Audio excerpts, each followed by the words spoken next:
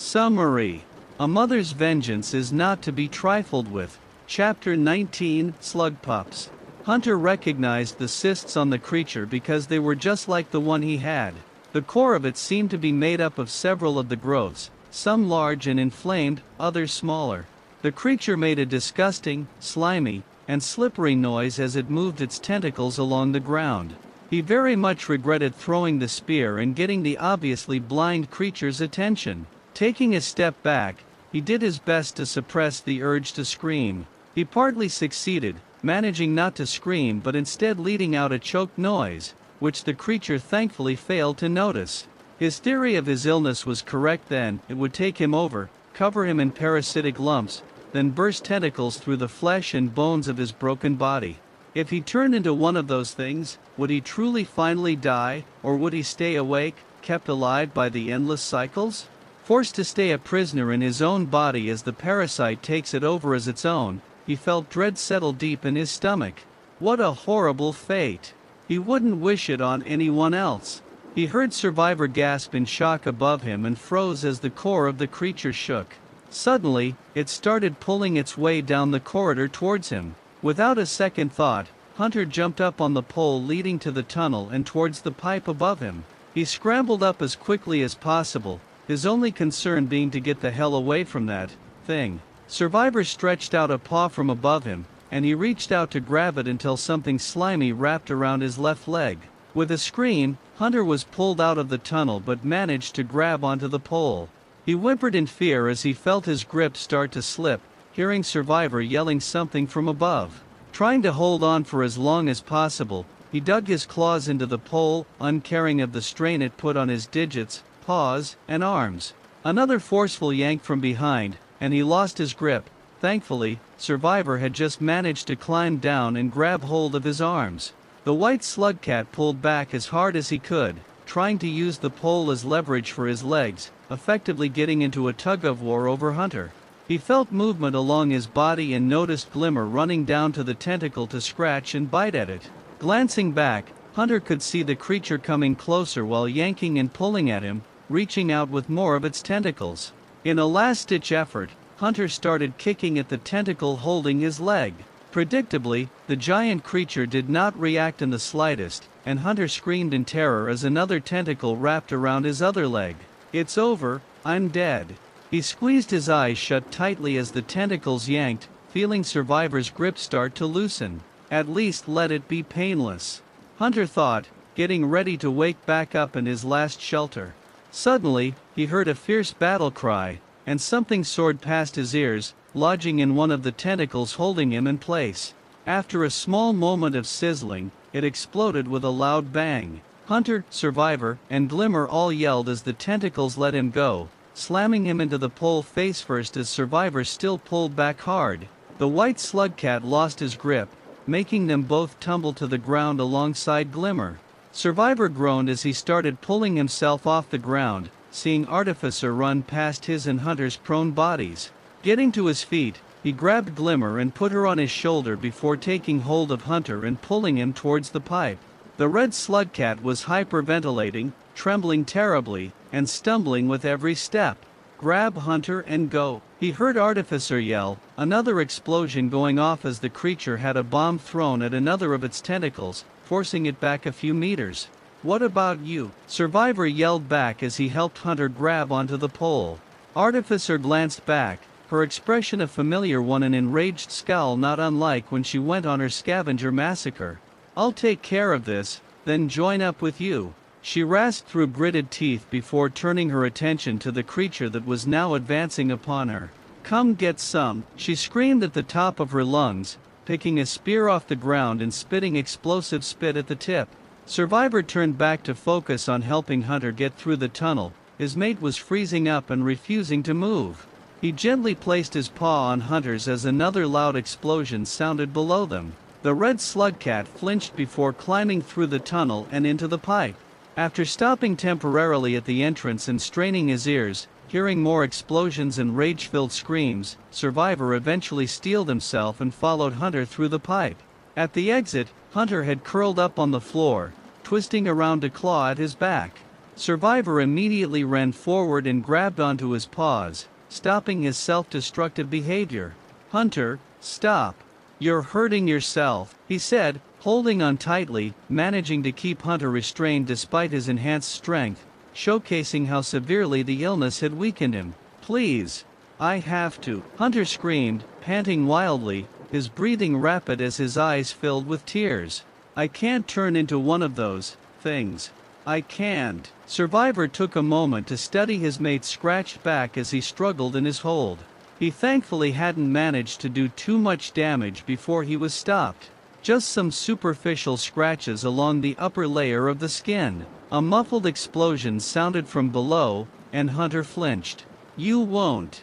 Survivor responded, struggling to keep cool and collected, but just managing and stressing out would only make Hunter panic more. "How would you know?" He responded weakly, slowly stopping his struggles as he realized he wasn't breaking out of his mate's grip. Survivor stopped at that. He didn't know, did he? He had no way of knowing at all. He had never seen anything like Hunter's condition, so how could he know it wasn't already too late to stop it? Maybe his mate was already too far gone, completely infected with the illness? No, he wouldn't think that way. Even if that were the case, he would not leave his mate behind. After all, they had made a promise. Another muffled explosion from the pipe below, another flinch from Hunter. "I don't." Survivor responded truthfully. Hunter whined loudly and started to struggle again. "But you need to have hope, Hunter. I know it's hard, but you can't give up and let it win." Hunter stopped, staring at him for a moment, before leaning in and snuggling into Survivor's fur. "I'm so tired, Survivor," he said, his voice empty. So tired." Survivor started stroking a paw through Hunter's fur, hugging him close. Glimmer joined in on the hug as well, chirping, "I know, Hunter. I know." Survivor purred, holding Hunter even closer as his mate started crying. Suddenly, Artificer popped out of the pipe. Her fur was sizzling, and she smelled strongly of gunpowder, but from what Survivor could see, she seemed unscathed. Seeing the two slug cats hugging, she frowned and walked up to their side. "How's he holding up?" she asked Survivor, crouching down to kneel at their level. "He's not doing well," he responded, with Hunter still sobbing in his arms. "We should find a shelter." Artificer sighed, glancing around at their surroundings. Finding somewhere for Hunter to rest and calm down seemed like a priority, so Survivor nodded and moved to stand up. "No," Hunter mumbled, tightening his hold on Survivor. "We have to keep moving and keep making progress," he clarified before letting the white slugcat go and looking at both slugcats in turn. "If we keep taking too long, I'll be dead long before we reach 5 pebbles," Survivor whined, while Artificer's expression turned worried. "Are you sure you're up for it?" she asked, with a motherly tone to her voice. "Yeah, I can do it," he said, carefully getting to his feet.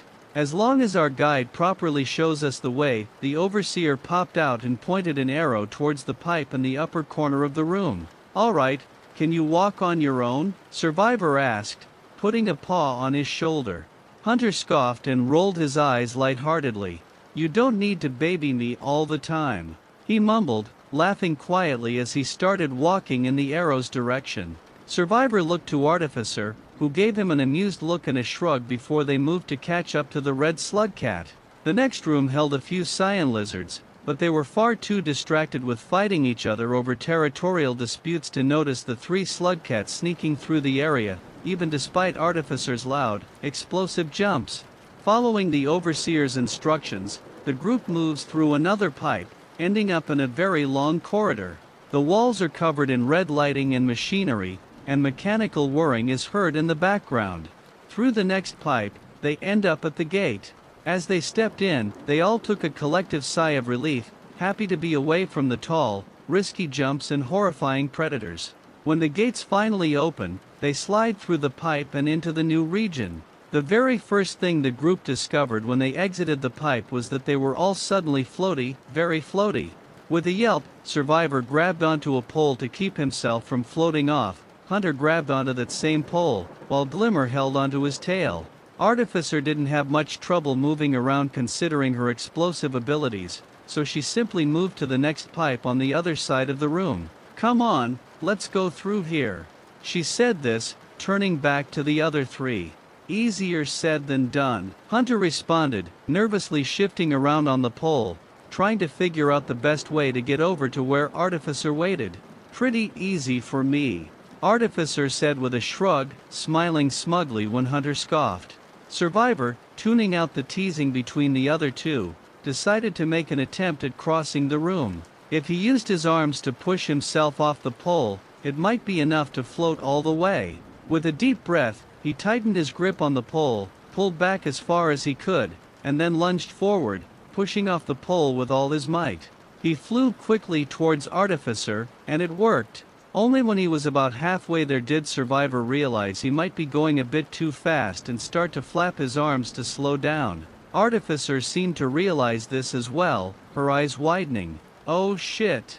Survivor barreled into the maroon slugcat, sending them both through the pipe and into a narrow tunnel on the other side. Rubbing his sore head, he turned over to Artificer, who seemed slightly dazed. After a while, she snapped out of it, affixing Survivor with a glare. He flinched back and looked down at the ground. "Sorry," he apologized, bowing his head slightly. "It's fine, kid," she huffed, trying to turn her head in the narrow space of the tunnel. Looking over Artificer's shoulder, Survivor made note of the tunnel system they were currently inside. The Overseer popped up a bit further ahead and pointed them the right way at a junction up ahead. A squeak sounded from behind, and Survivor turned back to see Glimmer exiting the pipe, looking around curiously. Hunter followed close behind, whimpering in fear as he noticed how narrow of a space he had just crawled into. As tight as Survivor considered the tunnel, it was even tighter for the red slugcat and maroon slugcat, thanks to their taller and bulkier frames compared to Survivor's shorter and skinnier one. Hunter, especially, despite being thinner than usual due to his illness, looked just a moment away from getting completely wedged, unable to move. Unfortunately, he seemed to realize the same thing, starting to hyperventilate again. Although it was difficult in the tight space, Survivor managed to turn around and swap places with Glimmer to do his best to comfort Hunter. "I'm going to find a shelter, I won't be long," Artificer said behind him, crawling off to have a look around. While she searched the area, Survivor struggled to calm the panicking Hunter. He couldn't do much more than whisper reassurances and purr. Trying to physically touch him in this situation would probably just make him panic and overwhelm him more. After what felt like forever, Survivor heard shuffling behind him. "There's a pipe to a shelter really close by," Artificer said, and Survivor looked back and nodded. Glimmer chirped and crawled up to Artificer, who picked her up to carry along. Survivor turned around, carefully reached back, and took hold of Hunter's paw. Then he started following Artificer to the shelter, pulling the still panicking Hunter along. It didn't take a lot of crawling for them to reach the pipe, and they quickly crawled in and landed in a heap on the shelter floor. Only for the shelter to be narrow and tight as well. Hunter whined loudly, scrambling to turn back around, but it was too late. The shelter doors were fully closed. The inside of the shelter momentarily lapsed into chaos as Hunter scrambled around in a panic, desperately trying to find a way out, while Artificer, Survivor, and Glimmer yelped and chirped as they were pushed around the shelter. Eventually the red slugcat stopped moving, opting to push himself into a corner and rapidly breathing. Survivor and Artificer exchanged a glance. She seemed to be asking permission to go comfort his mate, so Survivor nodded for her to proceed. He decided to stay back with Glimmer and watch as Artificer carefully crept closer. The last thing Hunter needed was to get crowded and feel like the shelter was even tighter than it was. "Hey, Hunter. Can you hear me?" she asked, her motherly tone of voice returning. Hunter seemed to be struggling to breathe. Despite this, he nodded shakily. "Good, I want you to listen to and mimic my breathing, okay?" Artificer said, carefully taking hold of his paw and placing it on her chest. "I can't. You can, I believe in you." She said it softly before taking a deep and slow breath. Hunter tried to replicate, but coughed as he inhaled too deeply, whimpering. "It's okay. You can do it." The maroon slugcat comforted, taking another deep breath. He tried again, faring a bit better this time. "That's it, Well done. Another deep breath that Hunter tried his best at copying. This kept going for a while, with Hunter's breathing leveling out more and more, until he finally stopped panicking and breathed at a normal pace. He still seemed a bit nervous in the tight shelter, but at least he wasn't freaking out. Glimmer, noticing there was nothing to worry about, curled on the floor next to Survivor and sighed. "Thank you, Artificer," Hunter finally said after completely recovering. The maroon slugcat simply smiled and gave his paw a pat before releasing it. Survivor moved up to Hunter and licked him affectionately on the cheek before turning to Artificer. "That was amazing," Survivor said. Artificer bashfully rubbed the back of her head. "You handled that like a pro. Have you had to deal with something like that before?" he asked curiously. "I've had some experience, you could say," she responded, puffing up and sounding confident. "After all, a mother needs to know how to comfort her pups." Artificer trailed off, her expression suddenly melting into one of deep sadness. "Never mind," she mumbled, turning away to look at the floor. Survivor and Hunter exchanged a worried glance as Survivor took a deep breath. "I'm sorry if I'm overstepping boundaries here, but," he started, Artificer's ear twitching slightly. "If it's something you want to talk about, we're good listeners." He gestured to Hunter, who gave him a look but ultimately nodded. Artificer scoffed, "Overstepping boundaries?"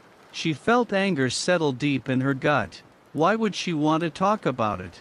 A small part of her has been trying so hard to just forget what had happened and move on, but the larger part of her knows she will always remember them, her two pups.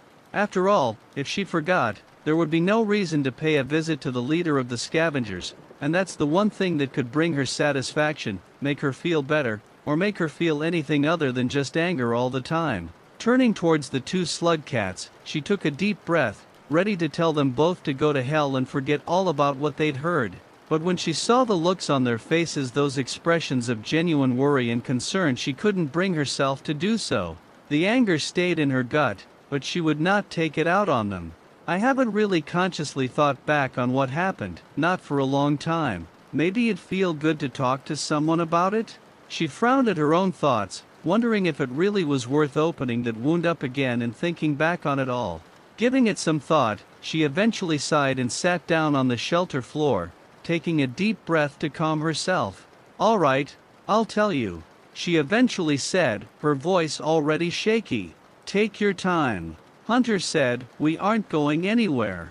He smiled, sitting down with Survivor, who smiled and nodded along in agreement. Despite herself, she smiled back at them. Despite all they've gone through, they were still friendly, happy, and hopeful, not bitter and angry all the time like her. She almost felt a pang of jealousy at that thought, but she squashed it down. Artificer realized with a start that she wanted her two friends to understand her anger, to understand that it came from somewhere and that there was a valid reason behind it. "I guess I should start from the beginning. I come from a distant colony, quite a bit away from this area. As a pup, I grew up in a beautiful treehouse. Rains were few and far between, and food was plentiful." She leaned back and smiled softly as she recalled the distant memories. "Predators were rare, but I was still trained on how to handle a spear very early on, along with being taught how to properly control my explosive abilities. Life moved on quickly, and eventually I had pups of my own to take care of. Two little balls of energy, so full of excitement and life. Before everything happened, thinking of her pups made her heart sore. Now all it did was make her melancholy. One was light green. I named him Little Hooligan, on account of his high energy and general mischievousness. The other was baby blue, named Happy Sunshine, owing to her lackadaisical and happy nature." Artificer felt her one good eye fill up with unshed tears, but she carried on. "Life in the colony was easy and safe, but my pups were adventurous. They had been ever since birth. The two quickly grew bored of life in the colony, itching to explore the world beyond." Sniffling, she reached up and wiped a couple tears off her cheek before looking down at the shelter floor. "They knew I had seen the world outside, that I had gone on hunting trips with the other warriors of the colony before getting my pups and instead staying home to watch them. They would pester and beg me over and over to take them outside the safe confines of the colony, out into the big wide world. She chuckled at the memory of the small ones trying their best to convince her with their puppy eyes, whining and whimpering while she struggled to calm them. Eventually, I conceded, and we traveled out of the colony on a very small trip. Just far enough to see a couple different creatures, eat some new food, and sleep in a shelter. As soon as we woke up the next cycle, we traveled back to the colony. She frowned. If only that would have been the last trip, if only. For a short while, it was enough for the little ones. They shared the stories of their trip with other pups in the colony and excitedly recounted what had happened over and over and over and Artificer trailed off, sighing deeply. It wasn't enough to satisfy them. They started pestering me again, wanting to travel farther and see more. My heart was weak to their puppy-eyed tactics, and they knew that, the little scamps. She tried chuckling again to lighten her spirits, but the sound of it was decidedly fake. We traveled out again, going further this time. It was risky, but the predators in the area weren't exactly so threatening. Artificer glanced up, looking at her traveling companions. They were intrigued but still looked worried, probably on account of her tears. It's what I thought, until we walked into a scavenger toll.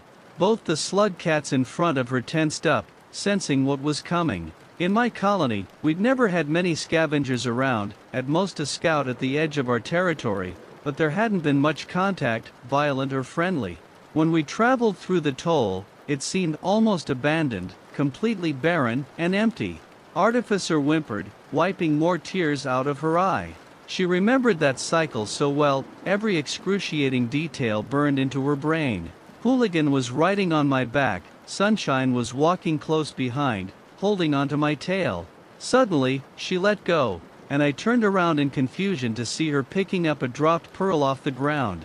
She chirped happily, holding it in the air and showing it off like a trophy, her brother laughing at her antics. Her tears dried out as she felt her first sizzle and her blood boil beneath her skin as she got to her feet. The slug cats in front of her were tensed up. Survivor looked like he was about to cry, while Hunter was shaking his head in disbelief, like he didn't want to believe what he thought would happen next would happen. They killed my pups over a pearl. She snarled, her voice low and dangerous. Survivor gasped, his paws slapping over his mouth in shock as tears ran down his face. Hunter looked close to crying as well, his expression barely masking his own anger at the scavengers' actions. Those fucking scavs considered their wealth to be more important than the lives of my family. Artificer hissed, shaking with rage. That's also the same cycle they gave me this. She pointed to her scarred eye, the tissue turning itchy as she gestured towards it. As a reminder of the scavengers' brutality. She laughed mirthlessly. I rested in a nearby shelter, then I came back to that toll, and I slaughtered those bastards. Every single one. Artificer punctuated her words with growls and snapping of her fangs. As quickly as her anger had come, it faded, and Artificer sank down to the ground again, tears flowing freely now. I went back to the last shelter we had rested in, but they weren't there. I searched all over, spending cycle after cycle combing the area, but she trailed off, a sob leaving her as she covered her eyes with her paws. They just weren't there anymore. Artificer sniffled, lowering her paws to see her friends crying freely as well, both looking heartbroken and crushed. The first cycles without them, I kept looking back at that moment, trying to ask myself, could I have done something differently? She laughed mirthlessly again, the laugh quickly turning into another sob. The scavengers are pup-killing murderers, yes. But I'm the one who put my innocent little pups in that situation. Her voice broke as she lowered her head, tears dripping onto the floor. I'm partly to blame for their deaths, she said, her voice completely empty as she bowed her head and started sobbing again. Suddenly, she felt two pairs of arms embrace her on either one of her sides as purring was heard throughout the quiet shelter. Artificer froze completely, unsure of what to do. It had been so long since she'd last gotten a hug, and she had completely forgotten just how warm the embrace of another slugcat could feel. Despite her best efforts, the floodgates finally opened, and with a wail, she wrapped her arms around the two slugcats, nuzzling into their fur as she cried. She could vaguely hear them whisper reassuring words, but she couldn't hear them over her own crying. They're gone forever. They didn't deserve it. They were innocent. It's not fair, it's just not fair. She felt herself guided to the floor, and she instinctively curled up on the cold metal. She opened her eyes, seeing a blurry shape of red snuggle against her and purr loudly. Artificer purred back as she felt a coarse tongue carefully drag through the fur on her back. Survivor was grooming her, it seemed. In the past, she'd always made sure to keep herself well groomed, but now that she thought about it, she hadn't really paid much attention to doing that since, never in her adulthood had someone else groomed her. It felt very comforting to have the knots in her matted fur worked through thoroughly. She felt her body vibrate as the tension her body had held for many cycles left her, feeling like a massive weight off her shoulder.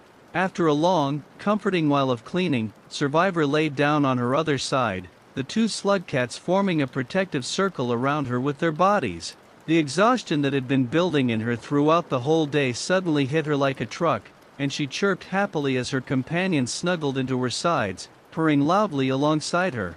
Before long, she fell asleep, and for the first time in many, many cycles, her hibernation was completely free of sad dreams and nightmares.